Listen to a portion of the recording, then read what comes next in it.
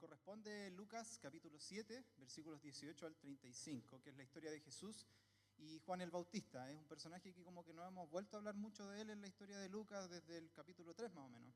Así que ahora vuelve este personaje y hay mucho que decir aquí. Así que vamos a la siguiente nomás, antes de orar. Quisiera, a medida de que iba estudiando el pasaje, se me venía mucho esta frase de que Dios es lento para la ira y abundante en misericordia. Y hay muchos pasajes que dicen lo mismo. Sin embargo, tomé este salmo, el 145, versículos 8 al 9, que dice así: Clemente y misericordioso es Jehová, lento para la ira y grande en misericordia. Bueno es Jehová para con todos, y sus misericordias sobre todas sus obras. ¿Les parece si oramos? Padre, te damos tantas gracias. Gracias por tu palabra, por este momento, por este tiempo. Y ruego, Señor, que tú seas ayudándonos a recibir tu palabra. Sé tocando nuestros corazones y, como digo siempre, ablandándolos, Señor, para que tu palabra, Señor, llegue hasta lo más profundo y sea transformándonos, Señor, desde adentro hacia afuera, para ayudarnos a ser portadores de tu reino, portadores de tu imagen en esta tierra, Señor, y podamos participar del gozo, Señor, que es tu voluntad y tu reino. Úsame, Señor, y ayúdame a expresar el mensaje que tú tienes. Amén. Bueno, vamos nomás a la siguiente. Y aquí una pequeña introducción nomás. No sé si recuerdan de alguna otra forma lo que estudiamos con Gustavo, de las dos historias, donde había mucha carne en ese hueso. Conversamos mucho con Gustavo de esos temas porque era difícil decidir qué enfoque tomar porque había tanto contenido. Eran dos historias que eran bien peculiares, donde Jesús sana al siervo de un centurión y Jesús resucita al único hijo de una viuda. Y es un poco extraño a veces cuando uno sigue la narrativa de lo que está sucediendo, porque estas dos historias están como puestas y después vamos a Juan el Bautista y es como que pareciera no tener mucha relación en ese aspecto, pero vamos a ver que es muy, muy, muy importante y por eso quería también recordarle un poco esa historia en este momento. Ambas historias están muy ligadas, como lo vimos con Gustavo, también con lo que Jesús dijo en Nazaret. No sé si recuerdan, cuando Él va y anuncia a través del rollo de Isaías, por así decirlo, dando su misión de por qué Él ha venido. Y no sé si recuerdan algo de esa prédica que hizo mi papá, donde eventualmente después de lo que Jesús dice, en Nazaret lo rechaza y lo critican, y Jesús da una historia donde justamente habla del profeta Elías y cuenta esta historia de alguna otra forma que se vieron en Primera de Reyes, donde Dios sana a Naamán y sana también a la viuda de Sarepta. Y dice esas dos cosas y eso como que queda ahí en el tintero, pero después vemos estas dos historias que son muy paralelas a eso. Entonces, esas historias estaban muy ligadas con esto y también estaban muy ligadas de alguna otra forma con su sermón de la llanura, lo que estudiamos, de toda la visión de reino que tiene Jesús, de cómo tiene que ser la vida del cristiano y cómo tiene que vivir un seguidor de Jesús. Y lo que vamos a estudiar hoy día también está conectado con todas estas cosas, porque finalmente esas dos historias que estudiamos con Gustavo están muy, muy arraigadas con la historia que vamos a ver ahora, tanto como el sermón de la llanura y lo de Nazaret y todo lo que hemos visto antes. Por último, para entender en su totalidad este pasaje, tenemos que ir atrás y recordar lo que Lucas nos mencionó sobre Juan el Bautista. Entonces, ¿cuántos de ustedes se acuerdan de esa historia? La vimos hace harto rato, entonces yo les voy a ser sincero, no me acordaba de nada. Así que tuve que devolverme y leer la historia ahí, leer todo lo que venía, todo lo que se había dicho de Juan, de su ministerio, de lo que él dijo, todo eso. Así que ahí vamos a hacer un pequeño repaso de eso para poder entender mejor esta historia. Así que vamos a la siguiente, nomás para una pequeña pregunta de reflexión, de calentamiento, para empezar, para calentar motores, por así decirlo. ¿Qué piensas cuando escuchas la palabra arrepentimiento? ¿Ya? No sé si se sienten con ganas de interactividad, de dar un poquito la opinión o no importa. Pero quizás a algunos la palabra arrepentimiento es una palabra un poco cargada, una palabra que a lo mejor tiene que ver con pagar una manda, con sufrir, con culpa o con enmendar, o tiene una connotación quizás más positiva de simplemente restaurar una relación y todo eso. ¿Perdón? Salvación. De alguna otra forma, el mensaje que vamos a ver hoy tiene que ver con esto, y tiene que ver con este tema del arrepentimiento y de cómo lo ve Juan y cómo lo ve Jesús de alguna otra forma. ¿Ya? Dicho eso, vamos nomás al pasaje que nos corresponde, vamos a ver los versículos 18 al 23. Vale, rey, ya. Dice así: entonces los discípulos de Juan le informaron de todas estas cosas. ¿Qué cosas? ¿Se acuerdan? Lo que vimos con Gustavo, de las sanidades que Jesús había hecho, de todo lo que había sucedido. ¿Se acuerdan un poco que había terminado la historia ahí donde decía que habían quedado tan asombrados que decían, ha venido un profeta, Dios nos ha visitado? Eso es lo que los discípulos de Juan le informaron, de todas estas cosas. Y llamando Juan a 2 de sus discípulos, los envió a preguntar al Señor, ¿eres tú el que ha de venir o esperamos a otro? Cuando los hombres llegaron a él, dijeron, Juan el Bautista nos ha enviado para que te preguntáramos, ¿eres tú el que ha de venir o esperamos a otro? En esa misma hora curó a muchos de enfermedades, aflicciones y malos espíritus, y a muchos ciegos les dio la vista. Me encanta ese final que pone Lucas, por así decirlo. Porque uno esperaría que Jesús responda a la pregunta, ¿no? Así, sí, no, pero Lucas no se preocupa de poner eso, Lucas se preocupa de poner hechos. Así que vamos nomás a la siguiente. Entonces, no sé ustedes, pero para mí la primera pregunta que se me vino a la mente es, ¿por qué Juan le hace esta pregunta tan extraña, a mi juicio, a Jesús? En el pasado yo he escuchado distintos sermones sobre este pasaje, visto en Mateo, que, ojo, no considero que estén equivocados ni nada, pero el enfoque que siempre se da es uno que está muy enfocado al sufrimiento que está viviendo Juan el Bautista, que está encarcelado, que está en una situación crítica, difícil, donde está de alguna otra forma, quizás está dudando de Jesús mismo y de su propósito y de lo que vino a hacer, y está en un momento de crisis. Muchas veces he escuchado el sermón desde ese punto de vista y considero que es una postura que puede estar muy, muy, muy cierta. Sin embargo, para mí, al ir estudiando Lucas, yo creo que esta es una pregunta que tiene un enfoque un poco diferente de parte de Juan. Y por eso me era extraña, porque al ir hacia atrás y leer la historia de Juan el Bautista, cuando ya está haciendo su ministerio, creo que se me afirmaba más de alguna otra forma esta postura. Entonces, para entender la pregunta tenemos que ir hacia atrás, como ya les dije, y recordar cuál fue el propósito de Juan y el mensaje que predicaba. Así que vamos nomás a la siguiente.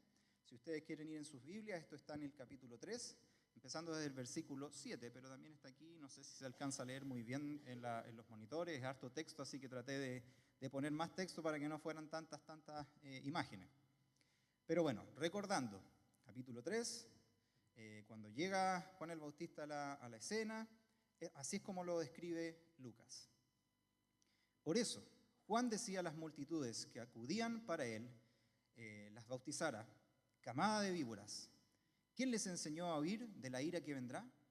Por tanto, den frutos dignos de arrepentimiento y no comiencen a decirse a ustedes mismos, tenemos a Abraham por padre, porque les digo que Dios puede levantar hijos a Abraham de estas piedras. El hacha ya está puesta a la raíz de los árboles. Por tanto, todo árbol que no da buen fruto es cortado y echado al fuego. La siguiente nomás. Y las multitudes le preguntaban, ¿qué pues haremos? Juan le respondía, el que tiene 2 túnicas, comparta con el que no tiene, y el que tiene que comer, haga lo mismo. Vinieron también unos recaudadores de impuestos para ser bautizados y le dijeron, Maestro, ¿qué haremos? No exijan más de lo que se les ha ordenado, le respondió Juan. También algunos soldados le preguntaban, ¿y nosotros qué haremos? A nadie quiten dinero por la fuerza, les dijo, ni a nadie acusen falsamente y conténtense con su salario. Hay un pequeño dato medio free, nerd. No sé si a lo mejor a ustedes se les vino la misma duda que a mí, pero ¿quién eran los soldados? ¿Eran romanos? ¿Eran judíos? Y bien rapidito, los soldados, a menudo llamados en griego straegus, alguna cosa así, straegus, que simplemente significa oficiales, por Lucas, no formaban parte de las legiones romanas regulares, sino que eran una fuerza reclutada entre la población local para servir a Roma.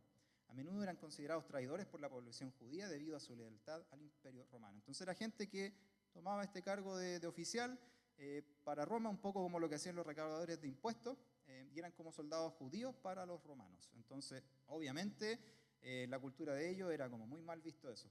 Esos son los soldados que aparecen en esta historia. Vamos a la siguiente nomás. Ahí está. Como el pueblo estaba a la expectativa y todos se preguntaban en sus corazones acerca de Juan, si no sería él el Cristo.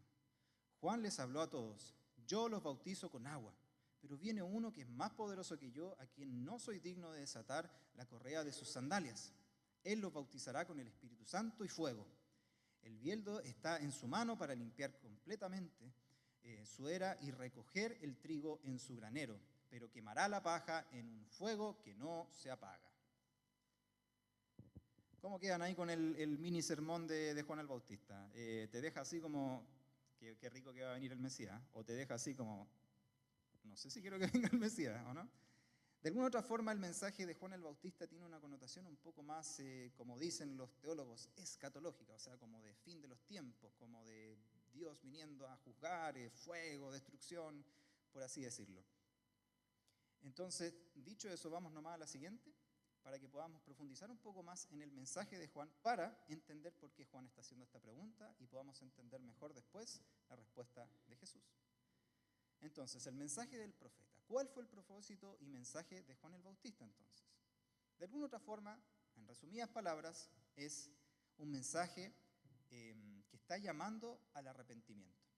Para los quizás han leído más el Antiguo Testamento, a lo mejor sienten algunos ecos de los profetas antiguos, donde el rol del profeta no es uno de necesariamente hacer milagros, de resucitar muertos ni nada. El rol del profeta como tal es simplemente anunciar la palabra de Dios y llamar al pueblo a arrepentirse, a volver a vivir bajo el pacto de Dios y a respetar el pacto que Dios ha hecho con ellos. Ese es el rol como principal de un profeta.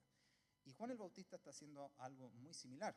Como les digo, como buen profeta, está llamando la atención del pueblo para que volvieran a vivir una vida acorde al pacto que Dios había hecho con ellos. Es más, el lenguaje de Juan es similar al de los profetas, incluidos Isaías, Ezequiel y Jeremías. Juan ocupa muchas imágenes de estos profetas para llamar la atención de su público y buscar que se arrepientan. Así que vamos a la siguiente, porque sí o no tenemos que, o nos guste o no, tenemos que ir un poquito al hebreo y un poquito al griego para entender un poco más este mensaje del arrepentimiento de Juan el Bautista. Entonces, las dos palabras que tenemos que analizar son arrepentimiento y bautismo. En hebreo, la palabra es shuv, y a mi juicio creo que esta es una de las más importantes en la Biblia, porque está siempre en el Antiguo Testamento. De hecho, uno de los primeros lugares donde aparece este término está en Éxodo. En Deuteronomio, al final de como el mini sermón resumido que da Moisés, donde le dice a su pueblo que va a llegar el momento en el que ellos van a hacer todo lo malo, pero ocupa esta palabra para decirles que vuelvan a Dios. Shuv. Y básicamente no tiene la misma connotación que yo siempre he asociado con esta palabra. En esencia significa dar la vuelta, regresar, cambiar de dirección. Entonces, cada vez que los profetas están diciendo arrepiéntanse, no están hablando de pagar mandas, no están hablando necesariamente por así decirlo, de algo tan místico como tal, ni nada. Están simplemente ocupando una frase que es como que nosotros digamos, ¡da la vuelta! Entonces, la profundidad de eso es que el pueblo de alguna otra forma está caminando en una dirección, está viviendo de una forma y el profeta le dice, da la vuelta, vuelve hacia atrás, hacia donde estabas. Así interpretaban ellos el arrepentimiento, esta idea de dar la vuelta, de regresar, de volver a donde estabas, de cambiar la dirección. Y esa es la mención de esta palabra en el Antiguo Testamento, en el hebreo. En el griego se traduce y se ocupa metanoia, que se traduce más literal como arrepentimiento, pero también está este concepto de un cambio de mente, un cambio del hombre interior, por así decirlo. Entonces vamos asociando estas dos cosas. La palabra que se ocupa aquí en Lucas es metanoia, pero como siempre digo, en su origen Lucas está hablando de shuv, que es dar la vuelta.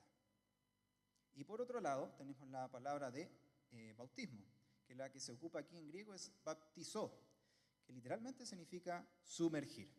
Eso es todo lo que significa. Entonces, cuando se habla de Juan el Bautista, es Juan el sumergidor, una cosa así, el que sumerge, Juan el que sumerge, el que los mete debajo del agua y los deja mucho rato, quizá un poquito más algunos, a otros los saca al tiro, no sé. Entonces, literalmente significa eso y no tiene nada así más profundo, es sumergir algo debajo del agua. Así que, dicho eso, vamos a la siguiente. Entonces, ¿qué significa todo esto y por qué es relevante? Ya, más sobre por qué me estáis hablando de Juan el Bautista y su sermón, ¿no? Que vamos a ver otra cosa, estamos yendo hacia atrás. ¿Por qué esto es relevante? Bueno, esto es relevante porque Juan tiene en mente ciertos eventos de la historia de Israel en los que Israel fue sumergido. En esencia, todo lo que ha dicho Juan es su percepción del rol de Jesús y de a qué ha venido. Juan no está viendo a Jesús como el que viene a sacar a los romanos e instalarse como rey. Él entiende que Jesús tiene un rol más profundo. Su tema tiene que ver con cómo va a lidiar con el problema más a fondo de la humanidad. ¿Ya? Esto aquí vamos a ocupar una trampita, a mí no me gusta tanto hacer esto, pero les voy a decir al tiro. Si ustedes se van al Evangelio de Juan, Juan no habla de esto, pero sí habla de que Juan el Bautista es el único que ve a Jesús y dice, ahí viene el Cordero que limpia los pecados. Eso inmediatamente te da una clave de cuál es la percepción que tiene Juan acerca de Jesús. No lo está viendo como el que va a sacar a los romanos. Sabe que él tiene una función más importante. No ese es el tema, pero sí hay una visión de qué es lo que el Mesías tiene que hacer con, por así decirlo, el pecado y cómo tiene que lidiar con eso que Juan tiene en mente. Por eso en su sermón ocupa todo esto. Entonces, como les decía, él tiene una visión de la historia de Israel en la que Israel ha sido sumergida. Recordar que el mensaje de las dos casas y sus cimientos que dio Jesús, él también ocupa esta imagen de agua. ¿Se acuerdan que en el Sermón de la Llanura él termina con esa típica parábola que todos la conocemos de los dos cimientos? El que edifica en la arena, viene el agua y se cae, y el que edifica en la roca no le pasa nada. Y siempre se ha ocupado como simplemente así como siga lo que dice Dios y está ahí al otro lado.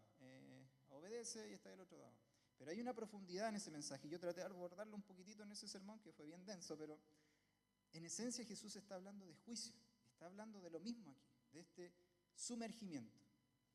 Y que la única forma de sobrevivir a ese diluvio es que tu vida esté construida en la roca. ¿Y cuál es la roca? Cristo, Dios, Jesús. Todo lo que Él ha hecho. Cuando venga el juicio, la única forma de pasar por ahí es si tu casa está en el lugar que corresponde, no en la arena. Entonces vemos un paralelismo en ese aspecto. Jesús está hablando de juicio divino y cómo pasarlo. Y Juan está haciendo algo similar. Juan está llamando a la gente a ser bautizada como acto simbólico de su arrepentimiento. Pero cada persona debe pasar de igual manera por el agua. ¿Se entiende un poco? ¿Ya? Igual vamos a ver esto un poquitito más cuando veamos el tema del agua, pero en esencia el bautismo casi siempre se enseña, y ojo que no está mal, que tiene que ver con un acto simbólico de purificación. Eso está totalmente correcto. Pero tiene una segunda capa, como me gusta decirlo a mí, que tiene que ver con, por así decirlo, como destrucción, como pasar por algo que debiera hacerte pedazos, que debiera destruirte, pero que salgas del otro lado vivo, y que algo milagroso está sucediendo, que el agua no te destruye. ¿Se entiende un poco eso? Vamos a la siguiente y vamos a profundizar un poco más en ese concepto. Entonces, en la Biblia, el agua tiene, como les decía, esta idea de purificación, ¿ya? Los rituales de Levíticos, por ejemplo, el más rápido que les voy a poner, y no se preocupen, no les voy a tirar texto de Levítico ni nada. Pero ¿se acuerdan en los rituales de Levítico? Si alguien estaba impuro, anda a bañarte, lávate bien, detrás de la orejita, todo, para sacarte la impureza, ¿ya? Y tiene esa connotación de algo que te limpia.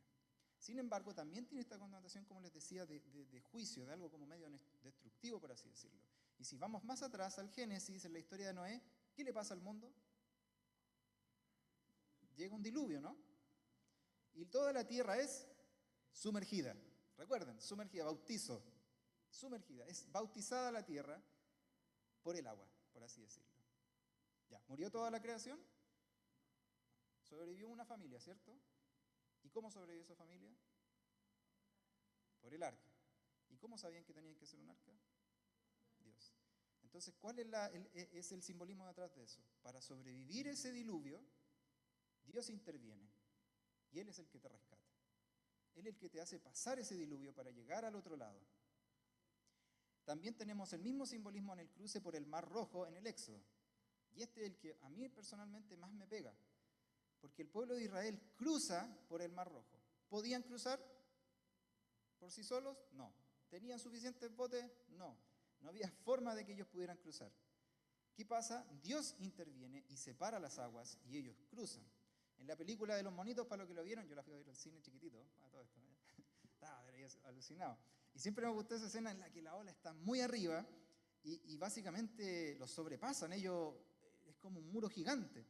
Y se ve en una escena que cruza una ballena, así, y ellos están pasando ahí en la oscuridad, y es como algo así, que creo que en ese aspecto está bien presentado en el sentido de que lo que ellos están viviendo no era lógico.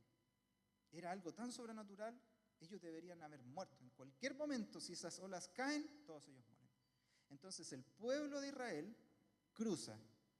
¿Pero qué le pasa a los egipcios? Van cruzando y ¿qué les pasa?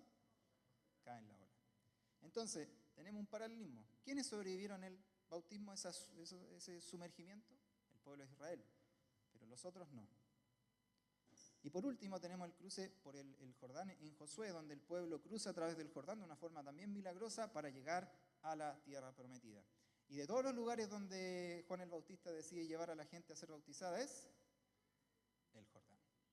Entonces nuevamente está esta idea de que el agua tiene esta connotación como de que, no sé si se acuerdan en el Génesis cómo empieza, que las aguas caóticas están por todas partes. Y interviene Dios y le da forma a esas aguas, las contiene, las mantiene y les da forma. Y esas aguas caóticas que destruían todo y que no permitían la vida, ahora son una fuente de vida. De la misma forma, cuando llega el diluvio, es como que Dios sacara sus manos y dejara que las aguas caóticas simbólicamente empezaran a ser las suyas. Y cada vez que Dios interviene con el agua, el ser humano cruza y sale al otro lado y el agua le da vida y no es algo que lo destruye. Entonces tiene todo este simbolismo profundo lo que Juan el Bautista está haciendo al decir que si se arrepienten, bautícense. Porque simbólicamente lo que ustedes están haciendo es que están entregándose a lo que Dios quiere hacer en sus vidas, al juicio divino, y van a cruzar al otro lado y estar vivos. Así que vamos a la siguiente, porque no sé si se acuerdan que Juan el Bautista habló de fuego, ¿no? Ya. Entonces la siguiente es el fuego. El fuego también tiene una connotación como de purificación en los rituales de Levítico. Ya los sacrificios son quemados, y toda una cuestión bien profunda ahí que me gustaría hablarla, pero no lo vamos a hacer. Pero quizás para entenderlo de alguna otra forma mejor, los apóstoles de alguna otra forma, Pablo y Pedro, hablan un poco de esto. Y en primera de Pedro se ocupa esta imagen de la piedra, por así decirlo, que es puesta al fuego y sus impurezas se sacan, y él como que dice, gócense cuando sufran, porque es como que fueran esa piedra que está pasando por el fuego y sus impurezas las está sacando el fuego. Pero ¿qué le pasa a la piedra preciosa cuando pasa por el fuego? Cambia su forma, se derrite, se hace líquido y después el herrero le da la forma que quiere, pero lo más clave es que las impurezas salen. Entonces la connotación de fuego ahí en ese simbolismo tiene que una parte sobrevive y la otra no. ¿Ya? En el lado de juicio tiene esta idea también en Isaías, donde Israel es entregado, según los anuncios de Isaías, en manos de los asirios. Y ocupa esa expresión de fuego. En Jeremías hace lo mismo y ocupa imágenes de fuego para hablar de cómo Dios va a entregar al pueblo de Judá en manos de los babilónicos. Entonces, simbolizan de alguna otra forma el fuego aquí y el hacha también, que Dios entregará a Israel en manos de otros pueblos y que esa es la forma en la que Él los purifica y hace todo ese tema. ¿Se entiende? Ya, vamos nomás a la siguiente para seguir avanzando y ya empezar a conectar de alguna otra forma estas cosas. Entonces, de forma bien resumida, en la mente de Juan, el Mesías vendría y traería justamente esto, juicio. La clave está en que, según su visión, los arrepentidos de corazón no serían destruidos por lo que iba a ser el Mesías. ¿Ya? Esa es básicamente la esencia. El Mesías traería juicio de fuego sobre aquellos que no quieren vivir en su pacto. Recordar que Jesús dice algo similar al final de su sermón de la llanura, como les decía en el tema de los dos cimientos, donde el necio es destruido, pero el sabio no, porque el sabio entiende que la vida está en Dios, no fuera de Dios. Jesús implícitamente promete que su visión de cómo vivir es realmente sabia y es la forma en la que Dios acompaña al hombre a pasar por el agua sin ser destruido. Eso es súper clave, gente. Si ya empezamos a sacar enseñanzas prácticas, la enseñanza práctica es El rol de Dios en tu vida no es librarte del sufrimiento, es ayudarte a pasarlo y a salir vivo del otro lado. ¿Ya?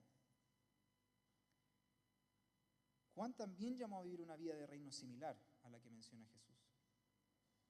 Y de alguna otra forma la gente le dice, entonces, ¿qué tenemos que hacer? Porque si ustedes se ponen en su lugar, la gente está complicada. ¿Qué hacemos entonces? ¿Cómo queremos venir a bautizarnos para que Dios no nos juzgue? Y él está diciéndole, camada de víboras, ¿cómo son? Lo que quieren hacer es arrancar de la ira de Dios, del juicio. Cuando lo que tienen que hacer es darse cuenta que tienen que arrepentirse de corazones y hacer, en otras palabras, vivir una vida que refleje que realmente sean arrepentidos. El fruto es la real mesura de un corazón arrepentido, según Juan. Eso es lo que les dice.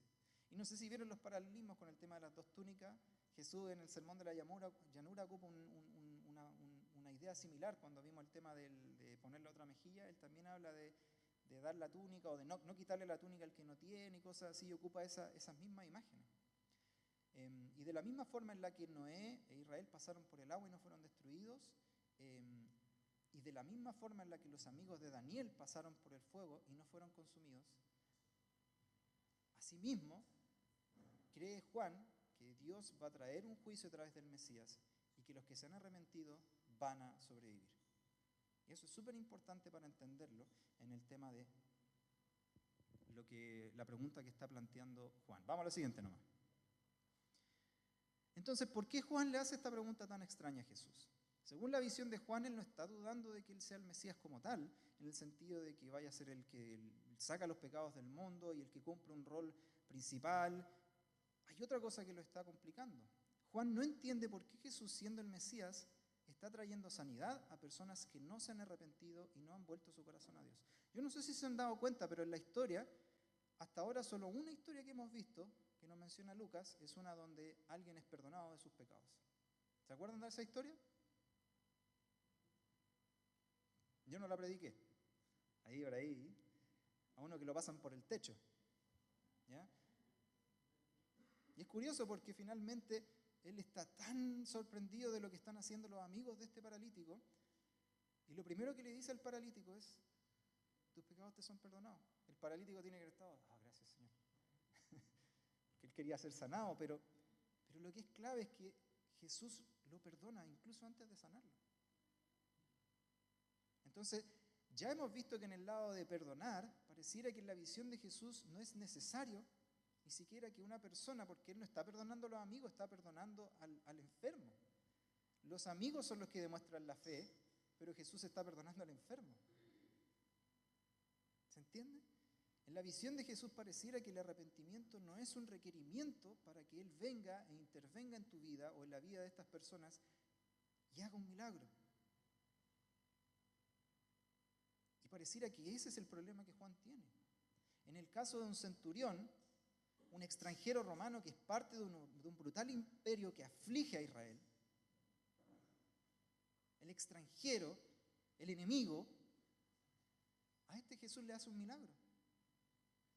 En ninguna parte de la historia que nos cuenta Lucas el centurión viene y le dice a Jesús, soy hombre indigno que necesita tu perdón. La fe del centurión es que él sabe que Jesús es el único que puede solucionar el problema.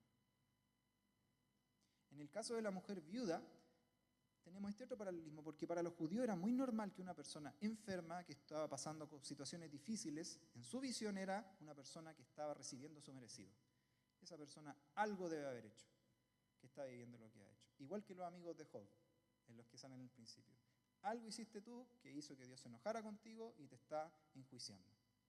Él ha traído este sufrimiento a ti. Entonces, en el caso de la viuda, perdió a su único hijo, queda totalmente desamparada, no tiene nada, está en angustia. Y lo que es curioso es que nuevamente, en ningún momento de la historia llega la viuda a decirle a Jesús, he perdido a mi hijo, ¿puedes ayudarme? ¿Qué dice la historia? Que la ve y siente compasión en su interior. Y hace este acto de misericordia a una persona que ni siquiera se ha acercado a pedirle que le solucione su problema, o que lo salve, o decir me arrepiento. Por su propia naturaleza Jesús va y hace su función de Mesías. ¿Se acuerdan? Del ungido. De ser ese vehículo entre Dios y la tierra. Ese puente donde el reino de Dios toca este reino que está en tinieblas y pasan cosas sorprendentes. Pero para Juan esto no hace sentido. Entonces él tiene esta pregunta así, ya quizás más existencial. El problema, Jesús, es que yo anuncié algo y tú estás sanando a esta gente y ni siquiera se ha arrepentido. Entonces es una pregunta un poco pasiva-agresiva a mi juicio. Es como medio así como, oye, ya, pues, ponte las pilas. O sea, imagínate todo el tiempo que yo llevo y ahora estoy encarcelado. ¿Y todavía no hay traído el fuego? ¿Todavía no hay traído el hacha? ¿Todavía no hay hecho lo que tenéis que hacer con el problema a fondo? Y ninguna de estas personas es digna de recibir lo que estáis haciendo. Ni siquiera se han arrepentido en sus corazones.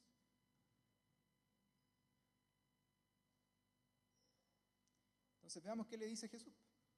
Jesús va a responder a esta definición y visión de Juan el Bautista sobre el ministerio de Jesús. Vamos a la siguiente. Les prometo que esto va a ser más cortito, ¿ya? Entonces él respondió: vayan y cuenten a Juan lo que han visto y oído. Los ciegos reciben la vista, los cojos andan, los leprosos quedan limpios y los sordos oyen. Los muertos son resucitados y a los pobres se les anuncia el evangelio. Y bienaventurado es el que no se escandaliza de mí.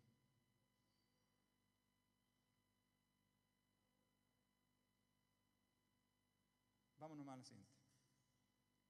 Jesús, para responderle a Juan, ni siquiera le dice sí o no.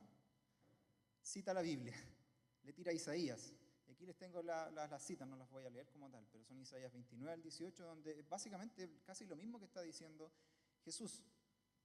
Y Jesús responde a la pregunta de Juan con esa serie de milagros y citas bíblicas que acompañan esos milagros. Lucas nos deja saber que a muchos ciegos se les dio la vista. Hasta ahora en la historia de Lucas no se ha visto un milagro específico hacia un ciego. Aquí el único texto que nos ha mencionado es que él también ha sanado a ciegos. Pero Lucas se encarga de destacar que siempre, desde el principio, él está sanando a los ciegos. Es curioso eso porque es como que de alguna otra forma Jesús estuviera sanando una ceguera que no es física en las personas. Y le dice a los discípulos de Juan que vayan y le digan exactamente estas palabras a Juan. De alguna otra forma como implícitamente diciendo, abre tus ojos.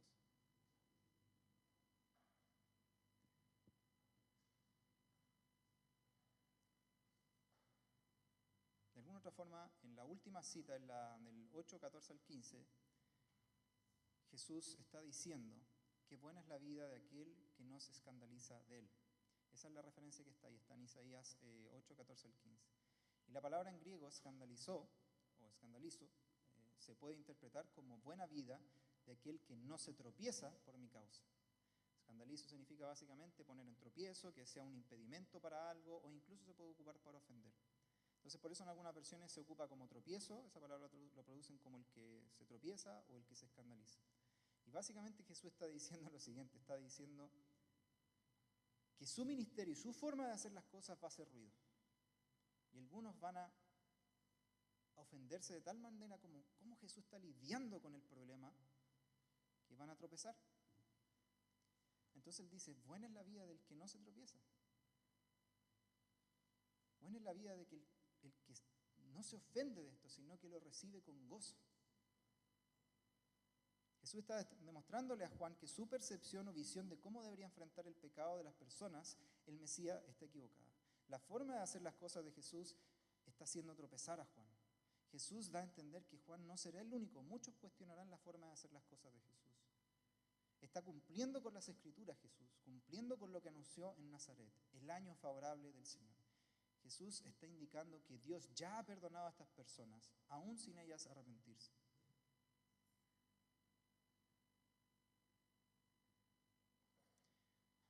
De una forma muy rápida, yo creo que el problema que tenemos muchas veces es que, y somos tan, por así decirlo, como doble cara nosotros, porque cuando alguien nos ofende, queremos que haya una rectificación de eso. Pero cuando nosotros ofendemos a alguien, no queremos eso. Es que, entiéndeme, estuve una mala semana, estuve cansado,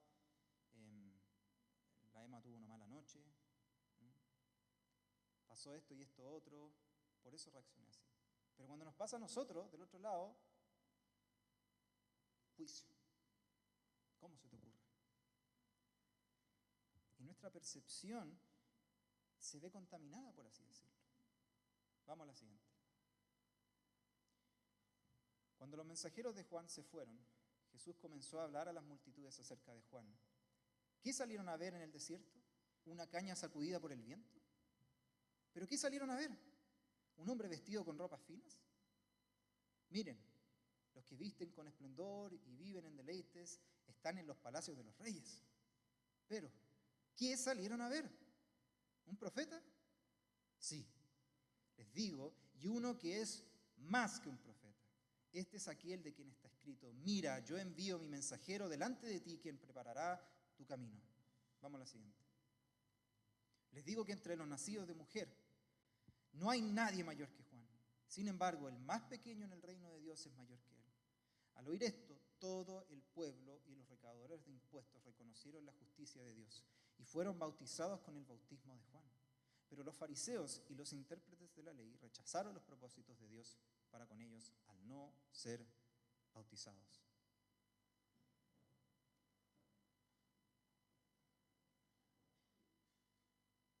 Perdón, vamos a la siguiente nomás. ¿A qué entonces compararé los hombres de esta generación? ¿Y a qué son semejantes? Son semejantes a los muchachos que se sientan en la plaza y se llaman unos a otros y dicen: les tocamos la flauta y no bailaron, entonamos endechas y no lloraron, porque ha venido Juan el Bautista que no come pan ni bebe vino y ustedes dicen: tiene un demonio. Ha venido el Hijo del Hombre que come y bebe y dicen: miren, un hombre glotón y bebedor de vino, amigo de recaudadores de impuestos y de pecadores. Pero la sabiduría es justificada por todos sus hijos. Luego de que Jesús lidia con el problema de Juan y su pregunta y le responde a Juan, se dirige a la multitud y aprovecha esta instancia. Entonces vamos a la siguiente. En estricto rigor, ¿quién tiene razón? ¿Tiene la razón Juan o Jesús? Una forma muy así como, voy a ser un poquito así como, no sé, así como pintamono por así decirlo, pero la respuesta a esa pregunta es sí. Ambos tienen razón. Porque sí, Jesús vino a lidiar con el problema, y vino a traer fuego, y vino a bautizar. Ha venido a eso. Solo que no desde la percepción que Juan lo estaba viendo. No es que no vendrá el juicio, claramente este vendrá y Jesús mismo lo va a anunciar mucho más adelante en Lucas. La historia lo prueba y eventualmente Roma destruyó el templo y muchos judíos murieron por causa de una revuelta. Lo que Jesús está de alguna forma demostrando es que el perdón de Dios no es dependiente del arrepentimiento. Jesús ya había perdonado a cada persona que sanaba. Lo que sí es dependiente del arrepentimiento es una restauración de la relación de pacto entre Dios y el hombre. Dios quiere restaurar esta relación entre su creación y Él mismo. Él está dispuesto. Él ya te ha perdonado. Pero somos nosotros los que resistimos.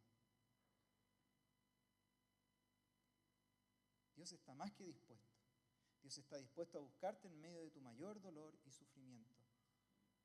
Y está dispuesto a sanarte, y la forma en la que Él quiere lidiar con tu problema y llevarte a ese shuv, a esa vuelta, es de una forma dadivosa, es siendo lo más lento posible a su ira. Es siendo lo más lento para su ira y esperar hasta el último momento. Vamos a la siguiente. Aquí ha venido Jesús. Como les decía, Jesús aprovecha la instancia para incentivar a las personas al arrepentimiento hablando sobre Juan el Bautista. Porque ciertamente la gente no salía al desierto: oye, está lindo aquí, cáchate esas ramitas cómo se mueven con el viento, cáchate, no hay nada de vida aquí, me encanta. ¿Vivamos aquí? No. O sea, ese es el ejemplo que está usando Jesús. Vinieron al paisaje, no hay nada. Vinieron a ver a una persona que estaba vestida con las mejores ropas. ¿Se acuerdan cómo se vestía Juan el Bautista? O sea, si yo me encuentro con el Juan el Bautista, cruzo la calle, ¿cachai? O sea, si viene él, yo cruzo la calle aquí, ¿no? Trata de no mirarlo, de no tener contacto con él. De esos es como, hay uno que está en Pudahuel. Hay uno que está en Pudahuel, ¿cierto, Panchito? Medio loquito, ¿no? ¿Verdad? O era Los Prados, parece. Los Prados, no. Los Prados. Pero bueno, esa es la idea. Jesús está diciendo, o sea, ¿salieron a ver esa gente así? ¿Salieron a una persona así, con la ropa fina? No. Querían encontrarse con el Señor a través de un profeta. En otras palabras, con lo que Dios los está llamando a experimentar. Y según Jesús, Juan era más que un profeta. Y ojo, porque si Juan es más que un profeta, implícitamente Jesús es más que un profeta, porque esa es la percepción que la gente tiene de él. ¿Qué es un profeta? Él está diciendo, Juan era más que un profeta. Implícitamente está diciendo, yo soy mucho más también. Pues ha hecho más que Juan el Bautista en la historia. Juan no ha sanado a nadie, no ha resucitado a muertos, no ha hecho ninguna de estas cosas. Y curiosamente la gente lo veía a él y decía, ¿no será este el Cristo? Pero cuando ven a Jesús hacer estas cosas dicen, hay un profeta. ¿Quién lo entiende? Pero esta declaración sobre Juan deja claro que si Juan, que es menor que Jesús, es más que un profeta, entonces Jesús es mucho más.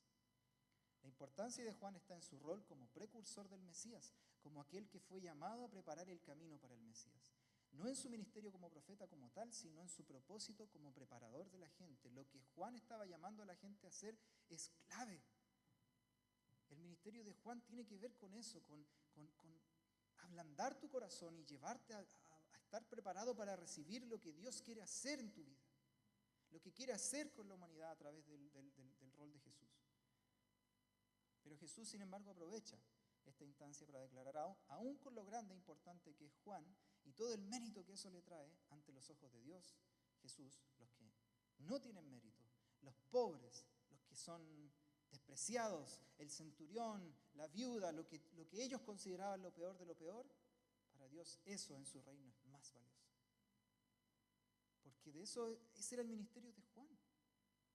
Que esas personas también volvieran. Que toda la humanidad volviera. Ellos tenían a Juan aquí en ese momento. O a lo mejor a Jesús como profeta, o este y otro, y él está diciendo, tú que estás hecho pedazos, que estás pasando lo peor de lo peor y ni siquiera te has arrepentido, sí, tú eres más importante para mí. No ha venido a llamar a justos, ¿se acuerdan? Sino a pecadores al arrepentimiento. Igual que Juan quiere llamar a las personas al arrepentimiento, pero de una forma diferente a la de Juan. Jesús quiere causar un impacto en la vida de las personas, sanándolas y ayudándolas, y que este amor inmerecido sea gatillando algo en sus vidas, que los conmueva para que se arrepientan. La multitud reconoce el juicio de Dios. ¿Se acuerdan de la palabra juicio en el tema del Sermón de la Llanura? Crino, que esta palabra que más que algo malo es como una evaluación, donde Dios evalúa los hechos de las personas. Entonces la gente hace lo mismo, hace crino de esta situación y evalúa lo que está diciendo Jesús, entonces evalúan que Dios en realidad tiene razón. Y deciden arrepentirse y recibir el bautismo de Juan. Hacen toda esta conexión y llegan a la misma conclusión y dicen, tiene razón. Tenemos que arrepentirnos. Dios quiere que nos arrepintamos. Pero algunos se tropezaron. Los fariseos y saduceos se resistieron y no se arrepintieron. Vamos a la siguiente ya para aterrizar este avión, por así decirlo, para ir terminando. Jesús termina con esa frase, pero la sabiduría es justificada por todos sus hijos. Traté de aquí hacer una imagen que pudiera representar un poco la conexión aquí. Los hijos de la sabiduría son aquellos que se alinean con el propósito de Dios, aquellos que se arrepienten de corazón y se vuelven a Él. No sé si ven aquí como el paralelismo. El pueblo y los recaudadores de impuestos, todos sus hijos. Ahí es como el paralelismo, la flecha lo indica ahora allá. Y la justicia de Dios, la sabiduría es justificada. Es como que esos dos textos están un poco conectados, por así decirlo.